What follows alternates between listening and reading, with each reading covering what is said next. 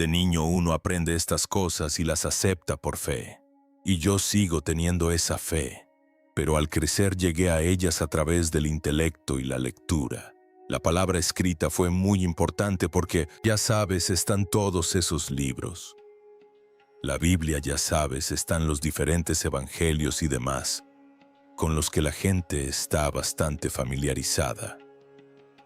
Mel Gibson, el hombre que dedicó 12 años y más de $30 millones de su propio dinero para hacer de La Pasión de Cristo la película bíblica con mayor investigación histórica jamás producida, acaba de hablar públicamente sobre una Biblia que contiene 22 libros más que la de tu iglesia.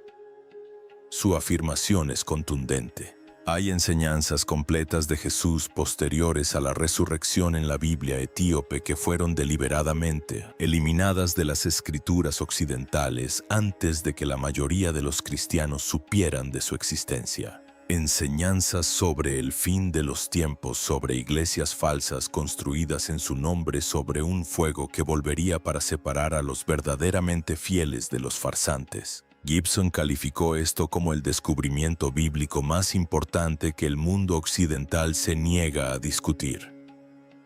Y cuando escuches lo que realmente está escrito en esas páginas, comprenderás exactamente por qué. El guardián no colonizado. Antes de adentrarnos en lo que dicen estos textos, es necesario comprender algo fundamental. Es necesario comprender por qué Etiopía es el único lugar del planeta donde sobrevivieron. Porque esa parte de la historia lo cambia todo. Etiopía no es como cualquier otra nación. Es una de las civilizaciones más antiguas del planeta, con una historia documentada que se remonta a más de 3000 años. Etiopía fue el primer reino cristiano del mundo, y aquí está el quid de la cuestión. Etiopía nunca fue colonizada. Mientras que casi todas las demás naciones africanas vieron su cultura, idioma y tradiciones espirituales suplantadas por los imperios europeos, Etiopía se mantuvo al margen. Ninguna potencia extranjera logró imponer su versión del cristianismo en territorio etíope. Este hecho es la razón por la que hoy escuchan esta historia. El Dr. Ephraim Isaac, el erudito nacido en Etiopía que fundó el Departamento de Estudios Afroamericanos en Harvard y dedicó décadas a traducir manuscritos de Gaes, lo expresó con claridad. Afirmó que Etiopía preservó una tradición cristiana independiente, que se desarrolló sin interferencia romana y que esta tradición contiene escrituras que el mundo occidental optó por rechazar. Su labor se centró en hacer que esos textos fueran accesibles a una audiencia global, y hasta su muerte sostuvo que el canon etíope representa una de las colecciones de escritos cristianos primitivos más significativas y a la vez más ignoradas que existen. Y atención, la tradición etíope remonta el linaje espiritual de la nación hasta Menelik, primero considerado hijo del rey Salomón y la reina de Saba. Según la creencia etíope, Menelik llevó el Arca de la Alianza a la antigua ciudad de Axum, donde permanece hasta el día de hoy en una pequeña capilla custodiada por un único monje elegido. Nadie más tiene permitido entrar.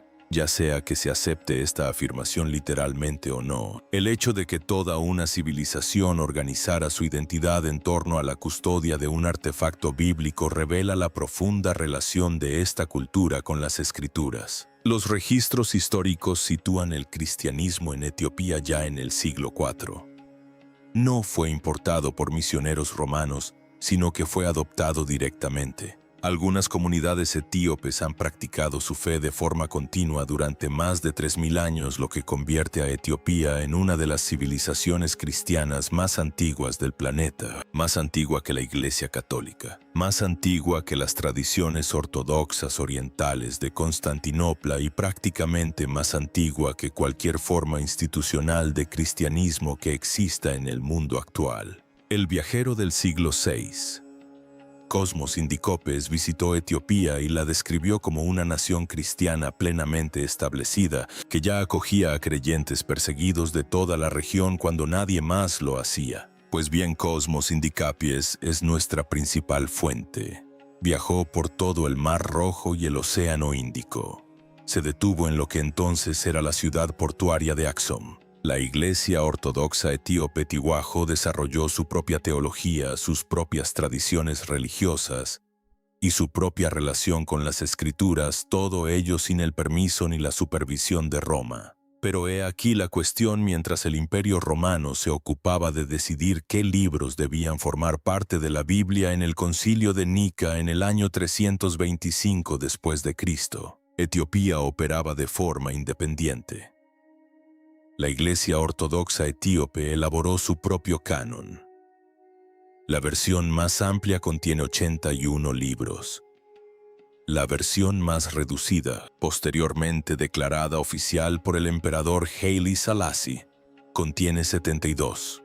Ambas incluyen textos que Roma rechazó, como el libro de Enoch, el libro de los jubileos y escritos que afirman registrar las enseñanzas de Jesús tras su resurrección. Estos libros fueron escritos en JZ, una antigua lengua religiosa que prácticamente nadie fuera de Etiopía podía leer. Durante siglos las palabras permanecieron en monasterios enclavados en acantilados, copiadas a mano por monjes que creían que cada sílaba era sagrada.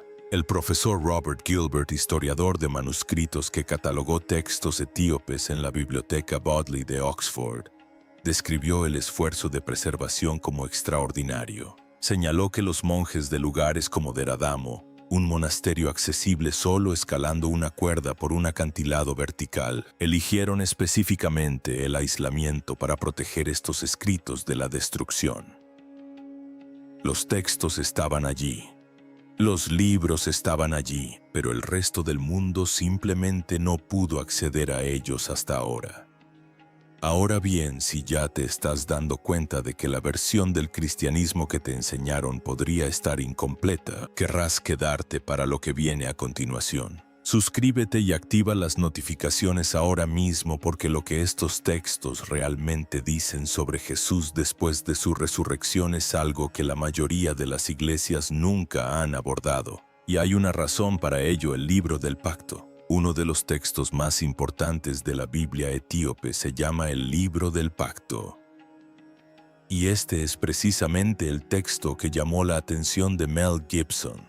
Gibson, conocido por haber contratado equipos de eruditos bíblicos, consultores de lengua aramea y asesores históricos durante la producción de La Pasión de Cristo, ha defendido públicamente la importancia de las fuentes cristianas anteriores al 9. Textos que existían antes de que el Imperio Romano estandarizara la Biblia. El Libro de la Alianza es precisamente ese tipo de fuente. Afirma registrar las palabras directas de Jesús a sus discípulos durante los 40 días entre su resurrección y su ascensión. Piénsenlo por un momento. 40 días.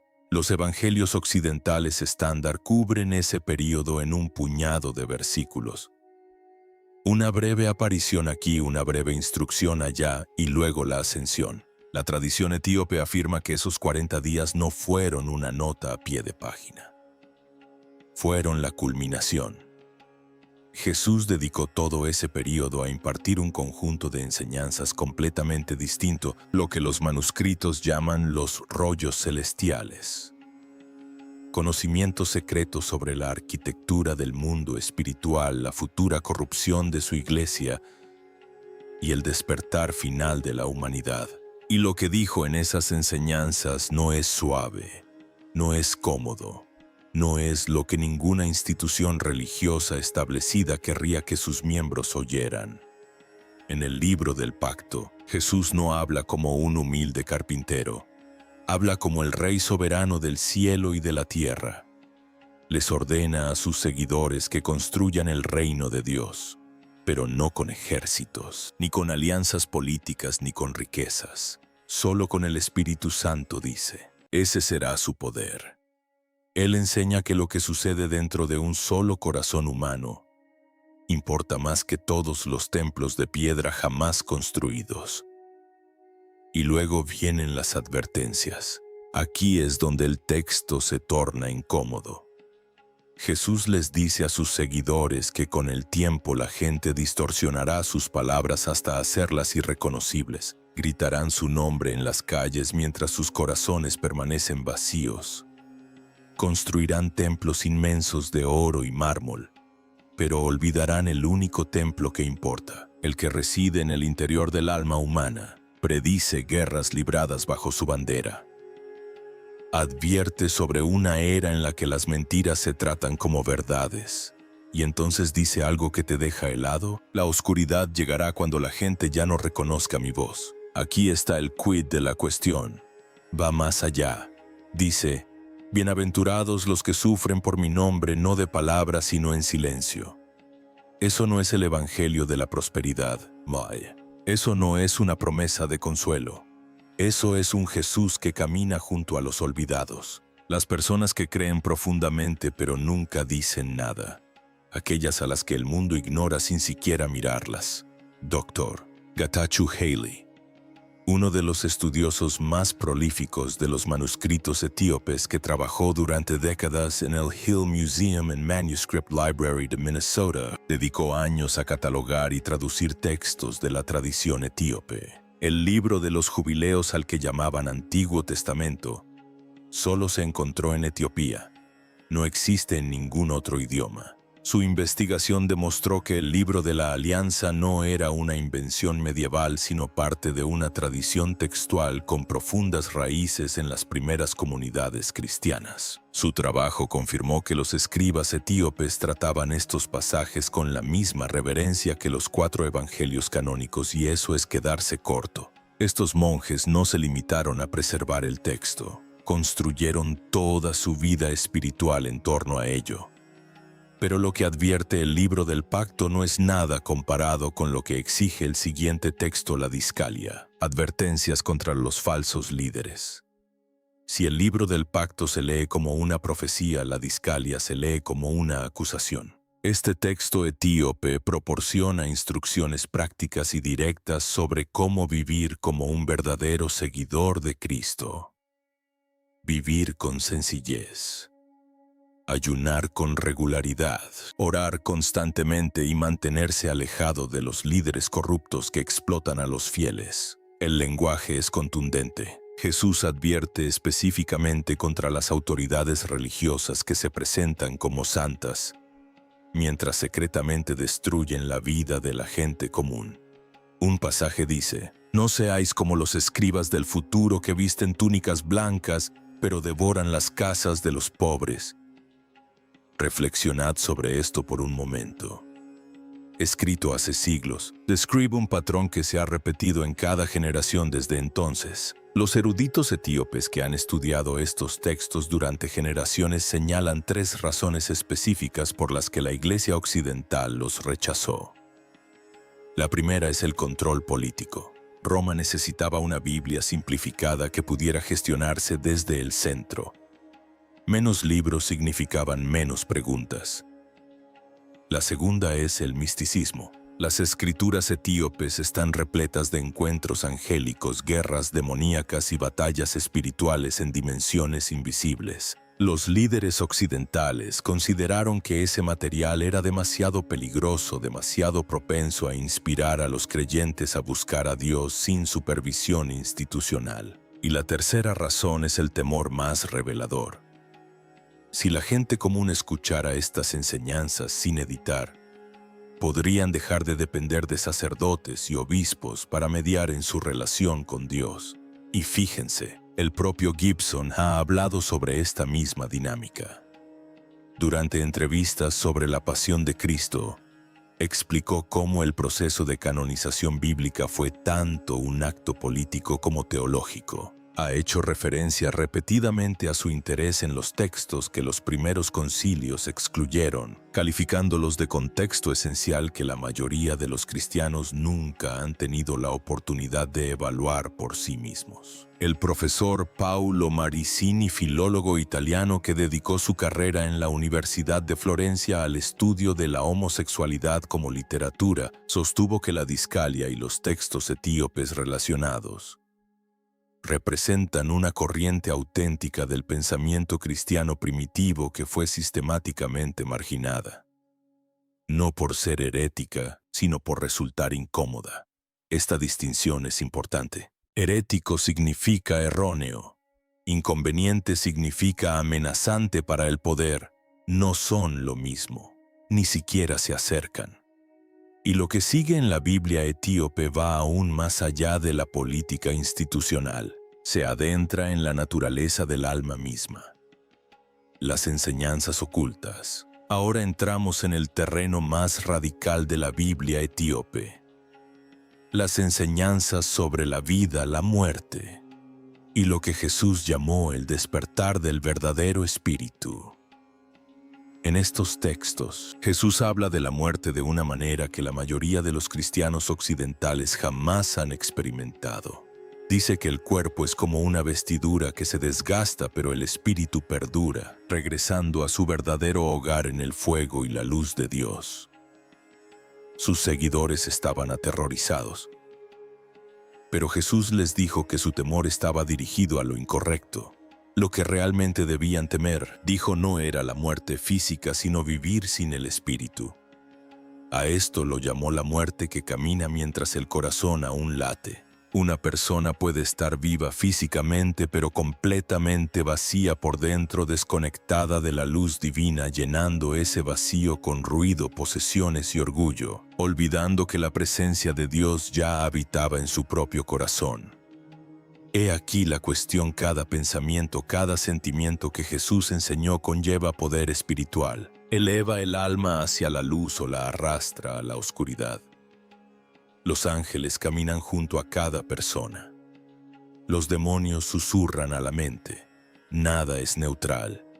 Cada pequeña decisión construye una escalera hacia el cielo o un camino hacia la oscuridad. Les dijo a sus discípulos que oraran con todo su ser, no solo con palabras. Que vuestro cuerpo se convierta en una oración viviente, dijo. Que tu silencio hable más que los sermones. Y entonces, y aquí es donde la cosa se pone realmente extraordinaria, advirtió que su legado sería corrompido. Sus palabras cambiaron, su imagen fue retocada para servir a los poderosos, su nombre se vendió como mercancía.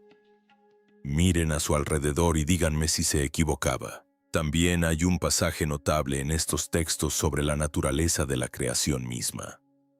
Los escritos etíopes describen dos fuerzas que actúan en el universo. Una es el verdadero creador, la fuente de toda luz y bondad genuinas. La otra es un ser lleno de orgullo que construyó un mundo falso, uno que parece hermoso en la superficie pero es vacío en su esencia. Este ser, ciego a la luz superior que está por encima de él, se declaró el único Dios. Pero era un constructor de sombras, no de espíritu. Y fíjense bien, Jesús dice que entró en este mundo falso no solo para perdonar pecados, sino para despertar a la gente de la ilusión por completo. La verdadera luz de Dios enseña, aún vive oculta dentro de todas las cosas, incluso en la oscuridad más profunda. La misión de cada alma es encontrar esa chispa enterrada y llevarla de vuelta a la luz eterna. Se trata de una concepción de la salvación fundamentalmente distinta a la que la mayoría de los cristianos occidentales han aprendido.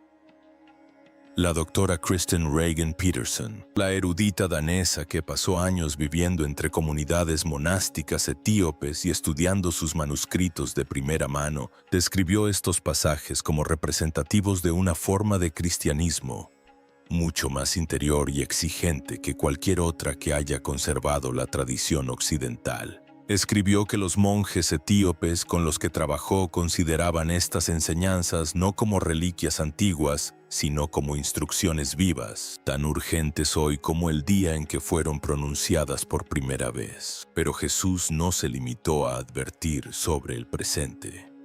Miró mucho más allá, muchísimo más allá. Y lo que describió suena como un mensaje directo a nuestro siglo, la profecía final. Antes de su ascensión, los textos etíopes dicen que Jesús pronunció lo que ellos llaman su profecía final. Y este es el pasaje que, según personas familiarizadas con la investigación de Gibson para su tan esperada secuela, La resurrección de Cristo ha ocupado la atención del cineasta más que ningún otro. Cuando haces esta película de resurrección ahora, también tienes esta obligación. Estás haciendo algo muy similar a lo que estabas haciendo con La Pasión de Cristo, donde esta es una historia profunda. Sí, ¿por qué? Porque parece escrito ayer. Jesús dijo que llegaría un tiempo en que el amor desaparecería de la tierra. La fe se convertiría en una mera formalidad. La gente adoraría con la boca abierta y el corazón cerrado. La religión se convertiría en un disfraz en lugar de un fuego que transforma. Pero aquí está el quid de la cuestión. Incluso en ese desierto espiritual prometió que su espíritu regresaría.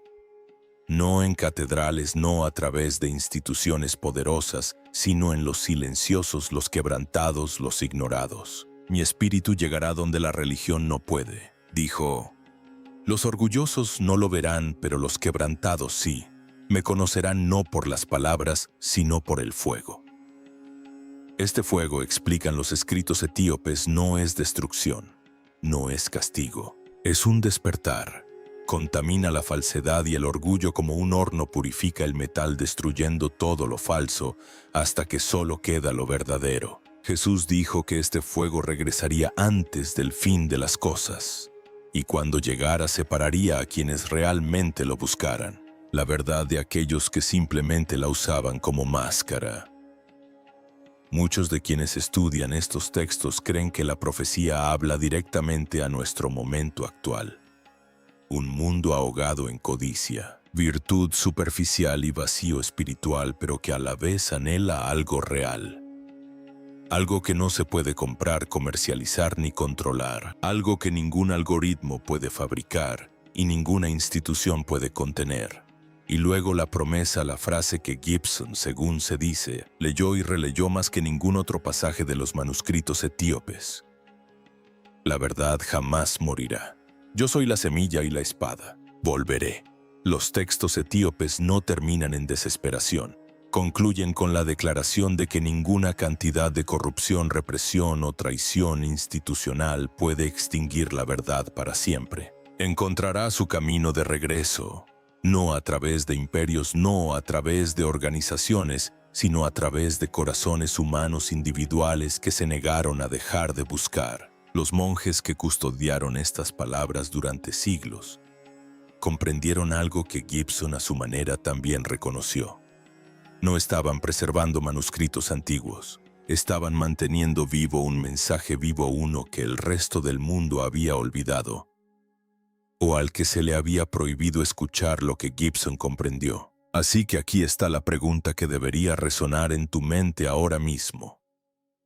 ¿Por qué uno de los cineastas más exitosos de Hollywood, un hombre que dedicó más de una década y cientos de millones de dólares a la búsqueda de la precisión bíblica, dirigiría al mundo hacia textos que el cristianismo tradicional rechazó hace casi 2000 años? Gibson no es una figura marginal. La Pasión de Cristo recaudó más de 600 millones de dólares en todo el mundo.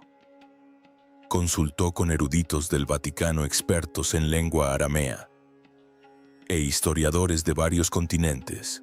Cuando Gibson llama la atención sobre un texto bíblico, tiene un peso que las revistas académicas no pueden igualar. Y fíjate, su interés en la Biblia etíope no es casual. Fuentes cercanas a su equipo de producción para la resurrección de Cristo han indicado que Gibson ha estado estudiando extensamente textos pre-Niene, incluidos manuscritos etíopes, como parte de su investigación sobre lo que Jesús dijo e hizo durante los 40 días entre la resurrección y la ascensión, el mismo periodo que el libro de la Alianza afirma cubrir en detalle. Piensa en eso por un momento. El cineasta bíblico más exitoso comercialmente de la historia está analizando los mismos textos que los monjes etíopes protegieron con sus vidas durante siglos, los mismos textos que Roma excluyó, los mismos textos que contienen advertencias sobre las iglesias falsas, profecías sobre la corrupción del nombre de Cristo y enseñanzas sobre un fuego espiritual interior que ninguna institución puede controlar. Si la Biblia etíope conserva siquiera una fracción de las auténticas enseñanzas de Jesús, las implicaciones son asombrosas. Significa que el canon bíblico occidental está incompleto. Significa que dimensiones enteras del mensaje de Cristo fueron ocultadas a miles de millones de personas durante decenas de generaciones. Y significa que la tradición cristiana más antigua e ininterrumpida de la tierra, una que nunca fue conquistada, nunca colonizada, nunca sometida al control de Roma, ha estado guardando la verdad en silencio mientras al resto del mundo se le decía que dejara de hacer preguntas. Y eso es quedarse corto, porque la pregunta más profunda no es solo sobre lo que se ocultó, es sobre el por qué. ¿Por qué una institución que afirma representar las enseñanzas de Jesús suprimiría deliberadamente las mismas palabras que él pronunció? ¿Qué tipo de estructura de poder se beneficia de una congregación que solo escucha parte del mensaje? ¿Y qué sucede con esa estructura de poder cuando el mensaje completo finalmente sale a la luz? Esas son las preguntas que Gibson plantea. Esas son las preguntas que Etiopía ha estado respondiendo durante 3000 años. Y esas son las preguntas que una vez escuchadas no puedes ignorar. Ya sea que consideres estos textos como escrituras divinamente preservadas, o como una antigua tradición teológica digna de un examen serio, el mensaje central que transmiten es imposible de descartar. El reino de Dios no es un lugar lejano. No es una recompensa que se otorga después de la muerte. Está dentro de cada persona viva ahora mismo. El alma misma es el verdadero templo. Y el fuego de la verdad, por muchos siglos que permanezca enterrado, no puede extinguirse. Gibson comprendió que Etiopía lo sabía desde hacía 3000 años. Y ahora tú también lo sabes. Así que ahora has escuchado las enseñanzas que fueron eliminadas de tu Biblia, las advertencias que fueron enterradas durante siglos, y la profecía que parece haber sido escrita sobre el mundo exacto en el que vives ahora. La pregunta es, ¿qué haces con esto? Deja tu respuesta en los comentarios. ¿Crees que estos textos fueron suprimidos deliberadamente o hay otra explicación? Leemos cada comentario y sinceramente, algunas de las mejores conversaciones de todo este canal ocurren aquí. Si este video cambió tu perspectiva sobre la historia del cristianismo, dale a me gusta y suscríbete ahora mismo. Activa las notificaciones. Tenemos un video próximo que profundiza aún más en lo que el libro de Enoc, uno de esos textos etíopes prohibidos, revela sobre el origen del mal y el destino de los ángeles caídos. No te lo querrás perder. Haz clic ahora. Ya está en tu pantalla.